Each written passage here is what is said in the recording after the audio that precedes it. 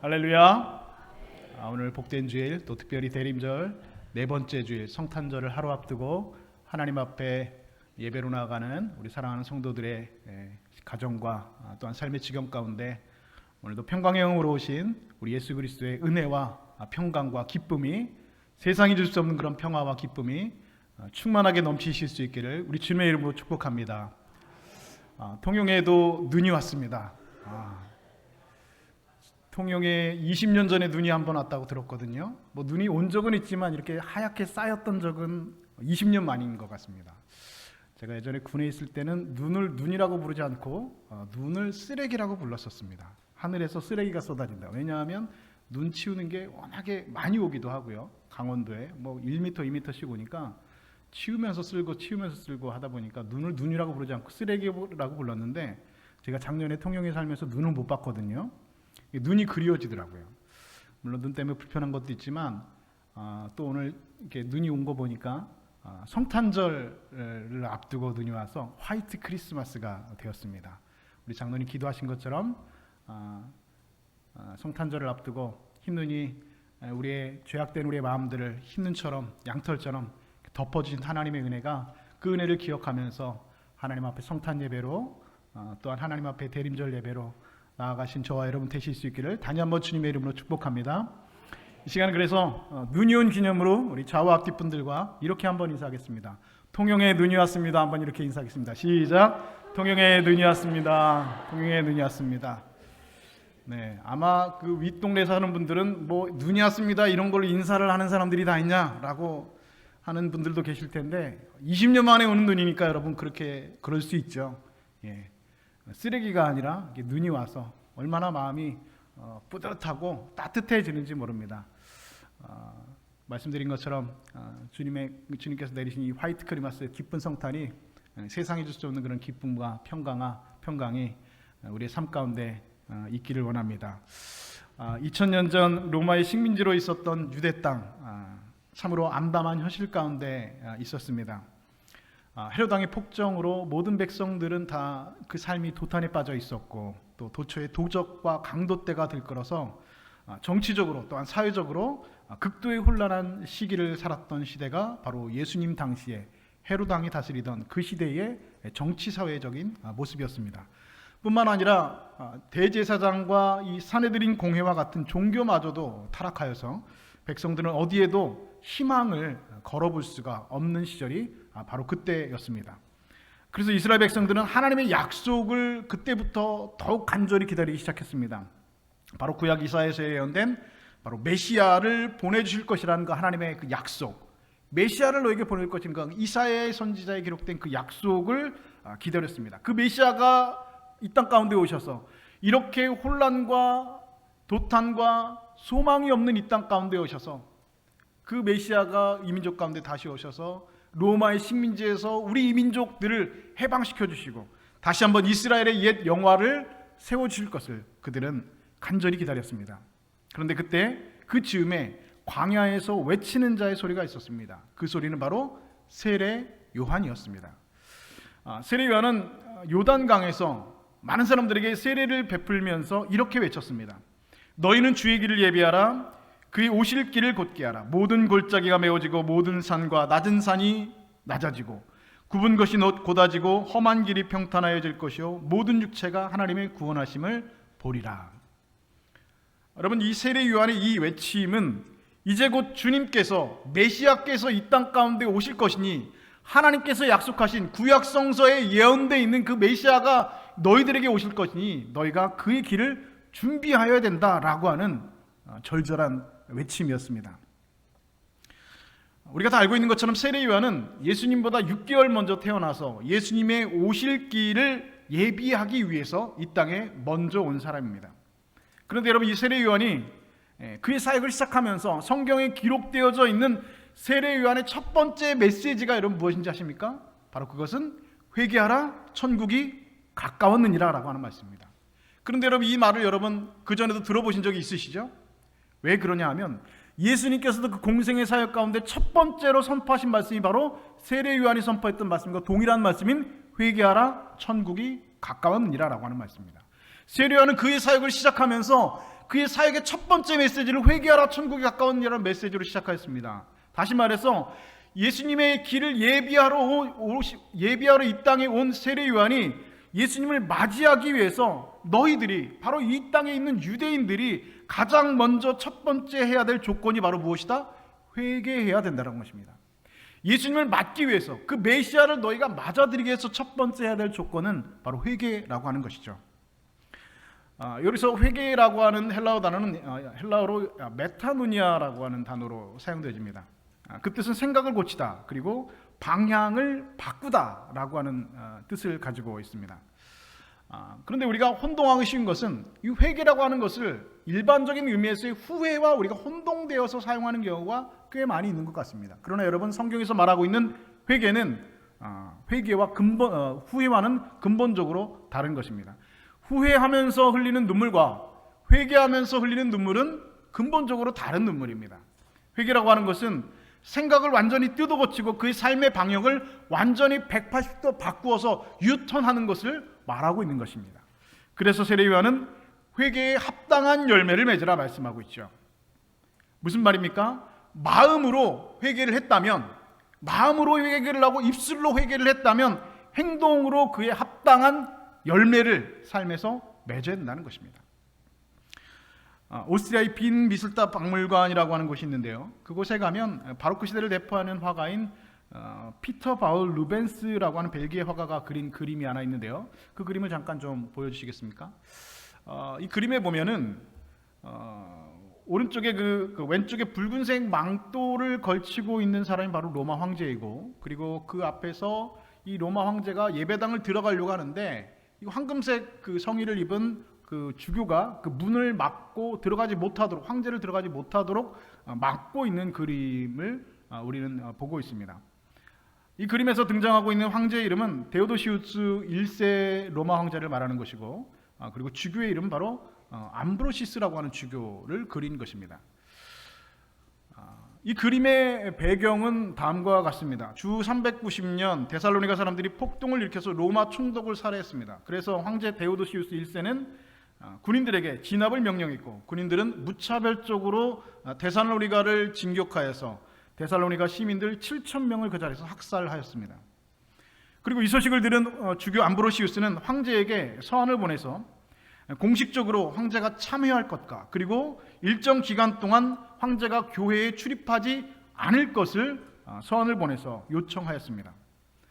그런데 이 서한을 받은 데오도시우스 1세 로마의 황제는 그 서한을 받았음에도 불구하고 그 주교의 요청을 묵살하고 부활절 날에 측근들을 다 대동하고 교회로 들이닥쳤습니다. 그래서 암브로시우스는 교회 문을 가로막고 서서 황제가 못 들어오게 하고 있는 그림이 조금 전에 우리가 보았던 그림의 배경이 되어지는 것입니다. 황제를 못 들어오게 예배당 문을 막고 있는 그 주교의 모습. 그래서 황제는 주교에게 이렇게 말했다고 합니다. 주교님, 성경에 보면 다윗도 죄를 짓지 않았습니까? 하면서 본인이 예배당에 들어갈 수 있도록 길을 열어달라고 얘기했습니다. 그러자 암브로시우스 주교는 로마 황제 데오도시우스 1세에게 이렇게 말했다고 합니다. 폐하께서는 다윗의 죄를 모방하려고 하십니까? 그렇다면 다윗 왕의 회개도 모방하십시오. 다윗처럼 황제는 회개하십시오 라고 말했다는 것입니다. 여러분, 성경에 다윗이 어떻게 했습니까? 다윗의 참으시로 유명한 시편 51편을 보면 다윗이 하나님 앞에 죄를 범한 후에 이렇게 하나님 앞에 기도했습니다. 하나님이여, 주의 인자를 따라 내게 은혜를 베푸시며 주의 많은 긍휼을 따라 내 죄악을 지워주소서라고 입술로 하나님 앞에 회개한 이후에 내 죄를 하나님께서 용서해 주시면 내가 범죄자에게 주의 도를 가르치리이다. 내 혀가 주의 공의를 높이 노래하리이다. 내 입이 주를 찬송하며 전파하리이다 라면서 그의 시편을 고백하고 있습니다. 무슨 말입니까? 마음으로 회개하고 하나님께서 나를 용서해 주시면 내가 구체적인 행동으로 옮기겠다라고 다윗은 그의 참회시에 기록해 놓고 있는 것입니다. 여러분, 우리가 교회에서 가르치고 있는 회개라고 하는 것은 입술이나 마음에만 머물러 있는 것은 아닙니다. 다시 말해서 추상적인 개념을 말하는 것도 아니고 입술로 고백하는 것만을 정의하는 단어도 결코 아닙니다. 성경에서 말하고 있는 온전한 회개라고 하는 것은 이렇게 그 회개에 합당한 열매, 삶으로 구체적인 행동으로 실천되어지는 삶에 합당한 열매를 맺는 것이 성경에서 말하고 있는, 그리고 세례 요한이 지금 말하고 있는 메타노니아라고 하는 단어의 정말 뜻이라는 것입니다. 여러분은 이러한 회개가 주님을 맞아들이기 위한, 아기 예수님을 맞아들이기 위한 첫 번째 조건이 되어진다는 것입니다. 지난 한 해 동안 여러분, 한 해를 살아가면서 우리는 매주 참회의 기도를 했습니다. 목사가 먼저 기도하고 여러분들도 예배 시간에 반주가 나오는 동안 일주일 동안의 삶을 고백하면서 하나님 앞에 회개했습니다. 그러나 여러분, 진정한 회개는 여러분 입술에서 머무는 것이 아니라, 그리고 우리 가슴에서 끝나는 것이 진정한 회개가 아니라고 하는 사실이죠. 진정한 회개는 여러분 무엇입니까? 그 회개에 합당한 열매를 맺는 것입니다. 이것은 목사의 말이 아닙니다. 이것은 여러분 예수님의 말씀이고 세례 요한의 선포입니다. 회개에 합당한 열매를 맺으라는 것입니다. 그 합당한 열매는 무엇입니까? 삶으로서 실천되어지는 것입니다. 삶으로서 그 회개의 삶을 살아내는 것입니다. 내가 어떻게 하겠다, 찬송하겠다, 내가 기도하겠다, 내가 도를 가르치겠다, 전파하겠다라고 하는 삶의 돌이킴의 행동을 수반하는 것이 진정한 회개의 원뜻이라는 것입니다. 그저 가슴에만, 입술에만 머무는 회개가 진정한 회개가 아니라는 것이죠. 지난 한 해 동안 여러분의 삶을 돌아오며 이런 입술에만 머무는 회개가 아니라 행동으로, 또한 여러분의 삶의 실천으로 회개에 합당한 열매를 맺어가는 그런 진정한 회개가 있는 여러분 되실 수 있기를 우리 주님의 이름으로 축복합니다. 두 번째는 모든 골짜기가 메워지고 라고 말씀하고 있죠. 골짜기라고 하는 건 여러분 다 아시죠? 골짜기라는 것은 산과 이 산 사이에 움푹 파여 있는 그 공간을 골짜기라고 말을 합니다. 여러분의 마음에 움푹 파여 있는 곳, 내 마음 가운데 움푹 파여 있는 곳, 우리의 열등감, 우리의 실패, 우리의 좌절을 말하는 것입니다. 이런 것들을 메워버리라는 것입니다. 골짜기를 메워버리는 것처럼 여러분의 마음 가운데 있는 움푹 파여 있는 것을 메워야 된다는 것입니다. 주님을 맞아들이기 위해서 우리의 마음들이 그렇게 회복되어야 된다는 것이죠. 가나안 땅에 한 여인이 살고 있었죠. 딸이 하나 있었습니다. 그런데 그 딸이 흉악한 귀신에 들려버리고 말았습니다. 매일같이 헛소리를 해대고 사람들을 만나는 사람들마다 고함을 지르고 욕을 해대는 바람에 사람들의 손가락질을 받아서 그 어머니의 마음은 가슴이 천갈래 만갈래 찢어지는 마음이었습니다. 여러분, 귀신 들린 딸을 가진 어머니의 눈을 보신 적이 있습니까? 저는 본 적이 있습니다. 예전 교회에서 정말로 딸이 28살 먹은 시집도 안 간 딸이 귀신에 들려가지고 목사님에게 찾아와서 기도해달라고 부탁했던 그 어머니의 딸을 어머니의 눈을 저는 지금도 선명하게 기억합니다. 흰자에 흰색 부분보다 빨간색이 훨씬 더 많았습니다. 잠을 자지 못합니다. 눈만 보아도 그 여인의 그 어머니의 표정만 보아도 이 어머니가 그 귀신 들린 딸을 보면서 얼마나 애르가 탔는지, 얼마나 속을 썩었는지 목사인 제가 보아도 한 번에 알 수 있는 그런 눈빛이었습니다. 여러분 한번 생각해 보십시오. 내 딸 하나밖에 없는 딸이 헛소리하고 사람들마다 고함 지르고 욕하고 잠도 못 자고 먹지도 못하고 얼굴이 다 낡아가지고 산발을 해서 돌아다닌다고 여러분 생각해 보시죠. 그 어머니의 마음은 천갈래 만갈래 무너지는 것이죠. 그런데 그 여인은 예수님의 소문을 듣게 되었습니다. 예수님 만나기만 하면 어떠한 병도 고칠 수 있다는 이야기를 그 여인은 듣게 되었습니다. 그래서 예수님 앞에 나아갔습니다. 하지만 이 여인의 신분은 이방인의 신분이었다 성경은 기록하고 있습니다. 이방인은 어떤 사람들입니까? 유대인들은 개보다도 못한 사람으로 여기는 사람들이 바로 이방인이었습니다. 그럼에도 불구하고 이 여인은 유대인인 예수님 앞에 믿음을 가지고 나아갔습니다. 딸을 살릴 수만 있다면, 딸을 고칠 수만 있다면, 내 이 딸이 귀신에서 노임을 받을 수만 있다면 내가 어떤 수모를 당해도 감당할 수 있다는 그런 마음으로 예수님 앞에 나왔습니다. 여인에게 나온 예수님께 여인은 이렇게 엎드리면서 주여 내 딸을 고쳐주십시오라고 엎드려 간구하였습니다. 그러자 예수님께서 그 여인에게 이렇게 말씀하십니다. 자녀의 떡을 취하여 개들에게 던짐이 마땅하지 아니하니라. 우리 이 말씀을 들은 여인의 마음은 여러분 어떠했겠습니까? 주님 내 딸을 고쳐주십시오라고 간구하고 있는데 자녀들의 떡을 취해서 개들에게 던지는 것이 마땅하지 않다는 말입니다. 이 말은 무슨 말입니까? 너는 개라는 말이죠. 내가 자녀에게 줄 떡을 개와 같은 이방인 너와 같은 여인에게 줄 수 없다라고 하는 말입니다. 이 여인을 들은 예수님의 말은 여인의 가슴은 천갈래 만갈래로 찢어졌습니다. 예수님의 이 한마디 말씀이 여인의 가슴을 날카롭게 후벼파고 말았습니다. 그 여인의 가슴 속에 깊은 상처와 깊은 골짜기를 만들어내고 말았습니다. 한없는 절망감과 열등감의 골짜기를 만들어냈습니다. 그러나 이 여인은 거기에서 주저하지 않고 다시 고개를 들었습니다. 주여, 올소이다마는 개들도 제 주인의 상에서 떨어지는 부스러기를 먹나이다. 결국 이 여인은 예수님 앞에 나아가서 자신의 딸의 그 귀신 들림을 고침을 받고 내 믿음이 크도다라고 그 즉시로 나으니라라고 성경은 기록하고 있습니다. 이 여인의 간절한 마음에서 오는 그 자리에서 해결되었습니다. 사랑하는 여러분, 오늘 저와 여러분은 분명한 하나님의 자녀입니다. 여러분은 상에서 떨어지는 그런 부스러기 같은 은혜만 받을 자격이 있는 것이 아니라 식탁에 앉아서 하나님과 같이, 부모님과 아버지와 같이 먹는 은혜를 받을 자격이 있는 분명한 하나님의 자녀입니다. 여러분의 마음속에 있는 좌절과 열등감의 골짜기를 메고 주님을 맞이하실 수 있기를 바랍니다. 주님께서 우리를 고쳐주시면, 주님께서 우리를 회복하시면 우리는 다시 일어날 수 있습니다. 주님께서 우리 마음 가운데 상처를 회복시켜 주시면 우리의 마음의 골짜기들은 다시 메워질 수 있는 것입니다. 여러분, 또한 골짜기는 그동안 쌓여있는 죄로 인한 절망을 말하는 것입니다. 아버지 곁을 떠난 아들이 있었죠. 탕자를 말하는 것입니다. 아버지의 재산을 다 까먹었습니다. 무슨 사업하다가 비즈니스 하다가 망한 것이 아니라 술 먹고 마시고 놀다가 다 써버렸습니다. 그러다가 굶어 죽게 되니까 하는 수 없이 아버지 집에 돌아왔습니다. 입이 10개라도 할 말이 없죠. 그래서 아들은 아버지 앞에 나와서 이렇게 말했습니다. 아버지, 내가 도저히 아버지 앞에 아들이라고 내가 부를 수 없으니까 나의 품꾼 중에 하나로 써주십시오 라고 아버지께 엎드리면서 아버지 앞에 나아갔습니다. 그러나 그 아들을 맞는 아버지는 이렇게 말했습니다. 무슨 소리냐? 너는 죽었다가 살아온 내 아들이고 잃었다가 다시 찾은 내 아들이다 라고 아버지는 그 아들을 끌어안았습니다.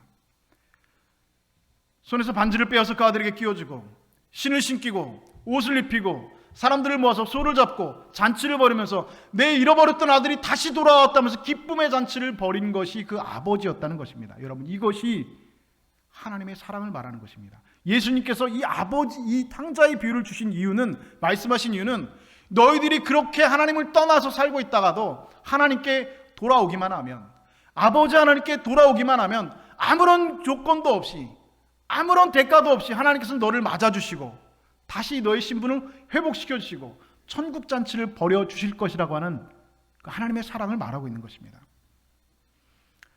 여러분, 살면서 실패하셨습니까? 그렇다면 이 아버지의 사랑을 다시 한번 기억하실 수 있기를 바랍니다.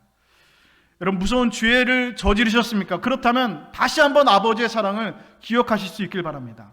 하나님께서 우리를 사랑하신다면 나는 사랑받을 자격이 있는 사람입니다. 하나님께서 나를 용서하신다면 나는 용서받을 자격이 있는 사람입니다. 아버지의 사랑에서 끊을 것이 아무것도 없다고 성경에서 말하고 있습니다. 여러분들이 지난 한 해 동안, 2023년 지난 한 해 동안 여러분의 죄로 인하여서 마음에 금이 가고 깊은 골짜기가 파여 있을지라도 여러분 결코 좌절하거나 실망하지 마십시오. 하나님 앞에만 서면, 하나님께 돌아오기만 하면 하나님께서 우리의 마음과 우리의 심령을 다시 이전과 같이 회복시켜 주실 줄로 믿습니다. 이사야서 43장 25절은 이렇게 말씀합니다. 나는 나를 위하여 내 허물을 도말하는 자니 내 죄를 기억하지 아니하리라 말씀하셨습니다. 여러분, 다시 한번 이 말씀을 잘 들어보실까요?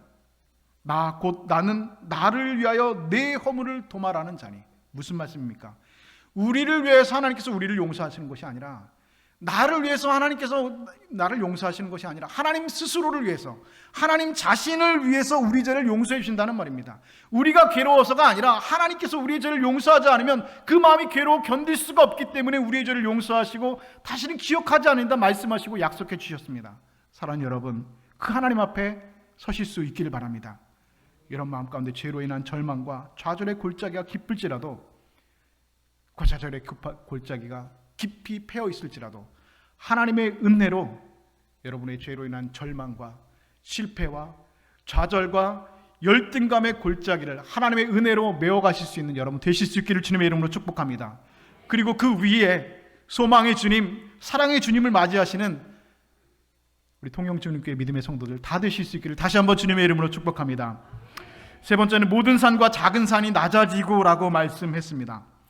여기서 산이 말하고 있는 것은 우리 마음 가운데 있는 교만을 말하는 것입니다. 내가 너보다 낫다라고 하는 우월감 말하는 것이죠. 이런 교만한 마음을 깎아내어서 낮아지라라고 말씀하고 있는 것입니다. 성경이 로마의 백부장에 대한 이야기가 나옵니다. 백부장은 여러분 무엇입니까? 100명의 군대를 다스리고 있는 지휘관을 말하는 것입니다. 100명 부하들의 생사여탈권을 쥐고 있는 사람입니다. 막강한 권력을 가지고 있는 사람이죠. 이 백부장은 얼마든지 자기 사무실에 앉아서 부하를 시켜서 너 가서 예수라고 하는 사람을 데려와라라고 얼마든지 명령할 수 있는 위치에 있는 사람이었습니다. 그런 권력을 충분히 가지고 있는 사람이었습니다. 더욱이 백부장은 로마 사람이었고 예수님은 식민지 지배를 받고 있는 식민지의 백성 유대인이었습니다. 얼마든지 그 사람 데리고 와라라고 명령할 수 있는 권력과 위치와 힘을 가지고 있는 사람입니다. 그런데 그런 백부장이, 그 로마의 백부장이 예수님 앞에 와서 무릎을 꿇었답니다.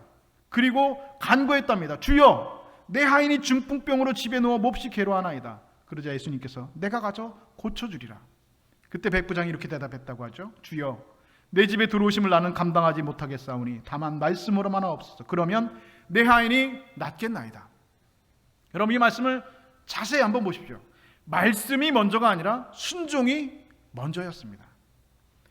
다만 말씀으로만 하옵소서. 그러면 내 하인이 낫겠나이다. 먼저 순종의 자세를 가지고 말씀을 기다렸다라고 성경은 분명히 기록하고 있습니다. 그는 로마의 백부장이었습니다. 100명의 부하들의 생사여탈권을 가지고 있었고 얼마든지 예수님 앞에 예수님을 데리고 오라라고 명령할 수 있는 위치에 있는 권력과 힘을 가지고 있는 사람에도 불구하고 엎드려서 먼저 순종했습니다.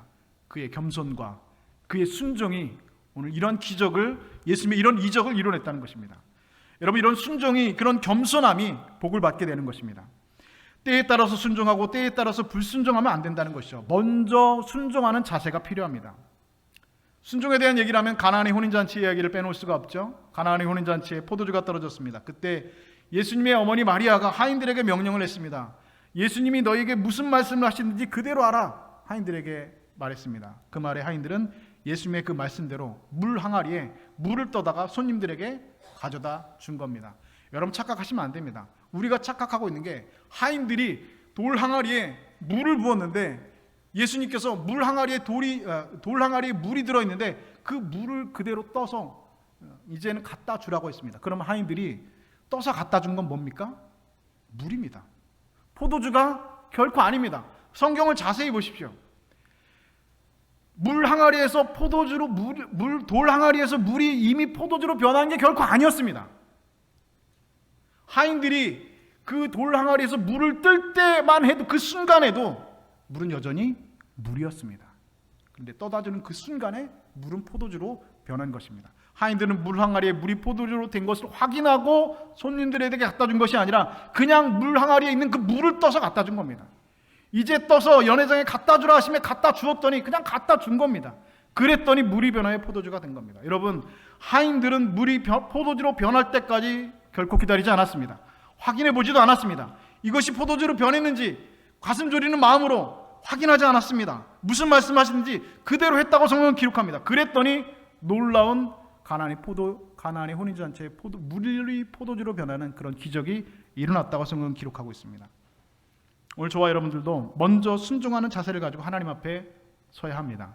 일단 듣고 나서 그 다음에 순종할지 안 할지를 결정하는 게 아닙니다. 가끔 교인들에게 목사가 전화를 합니다. 교회에서 봉사를 하거나 부탁을 할 때 전화드려서 집사님 좀 부탁드릴 게 있는데요. 그렇게 하면서 제가 운을 뗄 때가 있습니다. 그런데 간혹 그런 분들이 계십니다. 목사님, 얘기를 들어보고 먼저 얘기를 하겠대요. 들어보고 대답을 하겠대요. 들어보고, 목사님의 부탁이 뭔지 들어보고 먼저 예스 할지 노 할지를 답하겠다는 것이죠. 물론 목사가 예수님은 아닙니다. 그렇죠? 그러나 여러분, 목사에겐 그렇게 하셔도 괜찮습니다. 안 하시는 게 훨씬 더 좋지만, 그런데 여러분, 하나님 앞에서는 그렇게 하시면 절대 안 된다는 것이죠.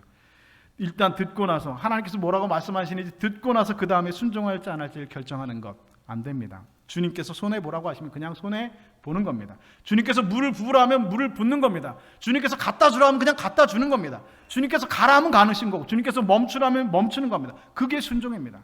때로 주님의 명령이 우리의 생각과 이해 충돌될 때가 엄청 많이 있습니다. 아니, 정확하게 말하면 대부분이 주님께서 여러분에게 하시는 명령들은 여러분의 생각과 다를 경우들이 훨씬 많이 있습니다. 내 생각은 이런데 주님께서는 이렇게 명령하실 때가 훨씬 많이 있습니다. 내 생각도 이런데 주님께서 이렇게 명령하실 때는 별로 없어요. 내 생각은 이런데 나는 왼쪽 길로 갔으면 좋겠는데 주님께서는 오른쪽 길로 가라고 명령하실 때가 훨씬 많이 있습니다. 그때 어떻게 됩니까? 무슨 말씀을 하시든지 그대로 하겠습니다 하셔야 합니다. 그렇지 않으면 하나님의 은혜를 경험할 수가 없습니다. 하인들이 돌 항아리에 있는 물을 포도주가 된 것을 확인하고 갖다 주지 않았습니다.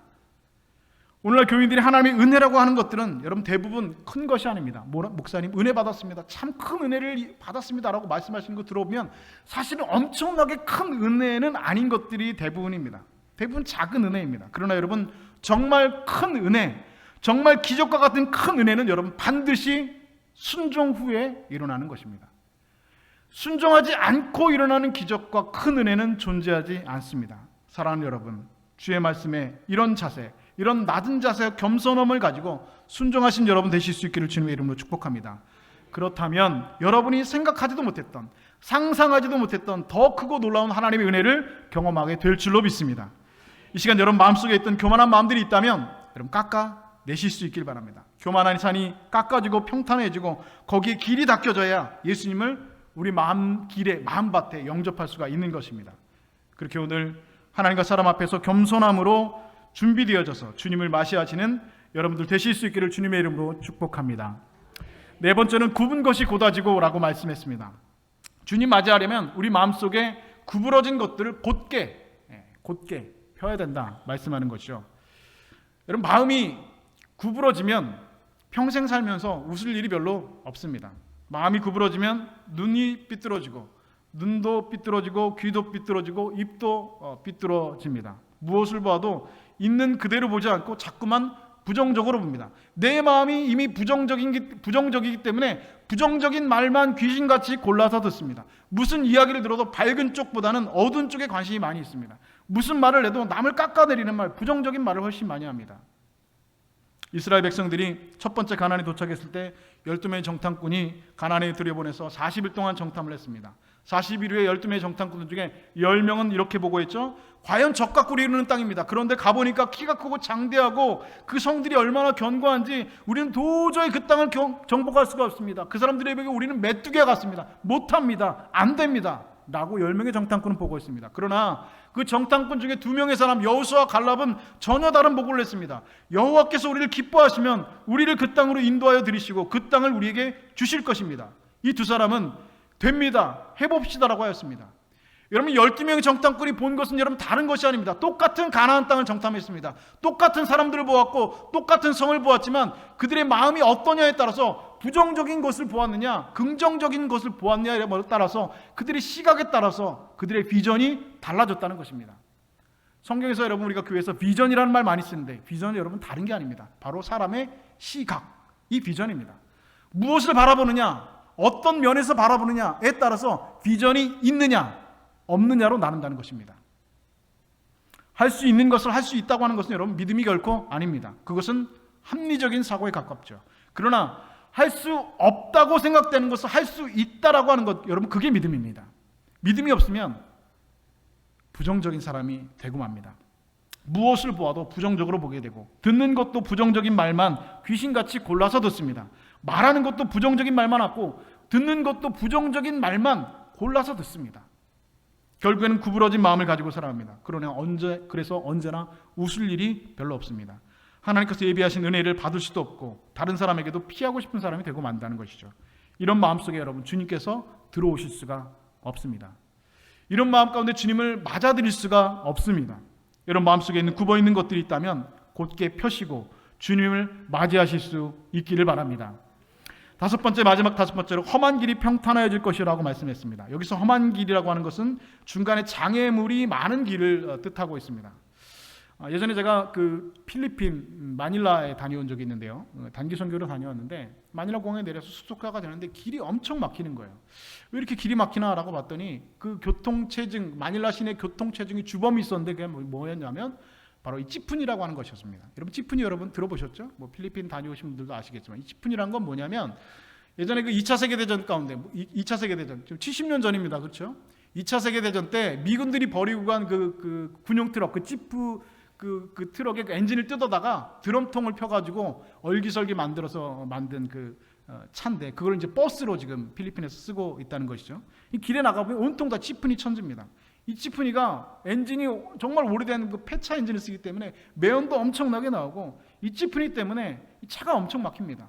뭐 그냥 쓰고 싶을 때 정거장이 없잖아요, 그렇죠? 그냥 쓰고 싶을 때 쓰고 사람들 태우고 내리다 보니까 이 찌푸니가 한번 막고 있으면 뒤에 차가 못 가니까 정체가 아주 뭐 한국에서 말하는 정체는 여러분 상상할 수 없는 정체가 일어납니다.